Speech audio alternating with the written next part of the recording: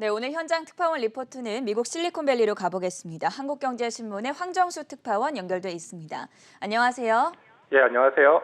네, 최근에 기업들의 실적 발표가 이어지고 있습니다. 스냅과 트위터 그리고 페이스북 같은 이 소셜 미디어 기업들이 이른바 애플 공포에 떨고 있다고 하던데 장 마감 이후에 페이스북도 역시나 실적 보고서에서 이 같은 우려를 밝히지 않았습니까? 네, 글로벌 소셜미디어 업체들의 주가가 최근 하락했던 거는 실적 부진 우려에 대한 여파인데요. 직접적인 영향은 지난 4월부터 애플이 시행 중인 개인정보 보호 정책 때문입니다. 애플은 사용자가 아이폰에서 특정 모바일 앱을 사용할 때 그 사용자의 검색 기록이나 활동 내역을 수집하는 것을 허용할지 말지를 사용자가 선택하게 했거든요. 그 아이폰 이용자의 프라이버시 보호가 최우선이라고 애플이 밝혔는데요. 페이스북이나 트위터, 스냅 같은 앱 업체들은 사용자의 검색 기록을 이용해서 맞춤형 광고를 하기 어렵게 된 겁니다. 이 조치 이후에 미국 내 아이폰 사용자 중에 13% 정도만 맞춤형 광고를 허용했고요. 그래서 이를 통해서 그러니까 맞춤형 광고를 통해서 돈을 벌었던 페이스북, 스냅 등의 매출이 줄어들 것이라는 전망이 나왔습니다. 최근 실적을 발표한 스냅은 이를 직접적으로 언급하면서 4분기 매출을 월스트리트 전망치보다 훨씬 낮게 예상을 했고요. 페이스북도 장 마감 후에 이날 방금 3분기 실적 발표를 했는데 4분기 매출 전망치를 공개하면서 애플 정책이 부정적인 영향을 줄 것이라고 언급했습니다. 그런데 아이폰에서 다른 앱의 맞춤형 광고를 차단을 하면서 애플의 모바일 광고가 급증했다고 하거든요. 영국 파이낸셜 타임즈에 따르면은 올해 애플의 앱스토어 기반 검색 광고 이용률은 1년 전 17%보다 3배 이상 늘어난 58%로 추정됩니다. 광고주들이 광고 효과가 떨어진 소셜 미디어 업체 대신에 애플에 직접 광고비를 내기 시작했다는 건데요. 이 때문에 애플의 프라이버시 보호 정책이 광고 수익을 독식하려는 술수에 불과했다는 비판도 나오고 있습니다. 자, 페이스북 지금 시간의 거래에서 3% 넘게 오름세 나타나고 있다는 점 다시 한번 전해드리겠고요. 사실 아마존 같은 이런 빅테크 기업뿐만이 아니라 월마트 같은 전통 기업들도 최근에 디지털 트랜스포메이션에 주력을 하면서 직원들의 디지털 교육에 심혈을 기울이고 있다고 들었습니다. 어떤 내용이었습니까? 예, 일단은 글로벌 기업들이 클라우드나 인공지능 등 기술 도입만큼 신경을 쓰고 있는 게 요즘에 디지털 트랜스포메이션, 그러니까 디지털 전환인데요. 특히 디지털 교육에 좀 신경을 많이 쓰고 있습니다. 첨단 시스템을 도입해서 빅데이터를 수집해도 이를 100%잘 활용하려면 직원들의 역량이 중요하다, 이렇게 판단했다고 볼 수 있을 것 같은데요. 이런 흐름은 글로벌 컨설팅 업체죠. PwC의 연례 최고 경영자 대상 설문에서도 확인이 되는데요.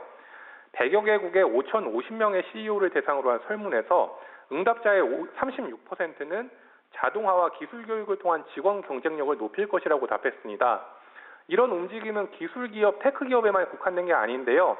전통의 유통 강자로 꼽히는 월마트도 디지털 교육의 가장 적극적인 기업의 하나로 꼽힙니다. 월마트는 온라인과 오프라인 시장의 경쟁력을 동시에 강화하는 옴니채널 전략을 최근에 구사하고 있는데요. 직원들이 반드시 갖춰야 할 5가지 역량을 제시했는데 이 가운데 첫 번째가 디지털 리터러시, 즉 디지털 문해력이고 두 번째는 디지털 기반 의사결정을 꼽았습니다. 독일 자동차 제조사 BMW도 임직원에게 AI 기술의 기초를 교육하고 있는데요. 이를 위해 클라우드 서비스 업체죠. 아마존 웹 서비스와 손잡았습니다. 항공사들도 승무원의 디지털 고객 관리 역량 증대를 위해 교육에 적극 나서고 있습니다. 직원 대상 디지털 교육 투자가 늘면서 디지털 전환의 핵심인 클라우드에 대한 관심도 커지고 있는데요. 아마존 웹 서비스, 마이크로소프트, 구글 등은 클라우드 기반으로 움직이는 로봇 플랫폼을 선보였거나 준비 중입니다. 마이크로소프트의 머신러닝 클라우드 플랫폼은 가상 환경에서 로봇들이 머신러닝 모델을 집중적으로 할 수 있도록 하는 서비스입니다. 디지털 전환을 돕는 기술을 보유한 기업이나 스타트업의 가치도 커지고 있는데요. 클라우드 기반 고객 관리 소프트웨어 업체죠. 세일즈포스의 시가총액은 현재 2,800억 달러가 넘고요. 기업용 소프트웨어 기업 중 세계 1위입니다. 이 때문에 디지털 플랫폼 기업이 많은 실리콘밸리 기반의 상장사들의 시가총액도 증가세를 보이고 있는데요. 코트라 실리콘밸리 무역관에 따르면 코로나19 확산 이후 1년 3개월 동안 실리콘밸리 지역 상장사의 시가총액 증가율은 163%로 집계됐습니다. 같은 기간 S&P 500 지수나 다우 지수는 물론 나스닥보다도 높습니다.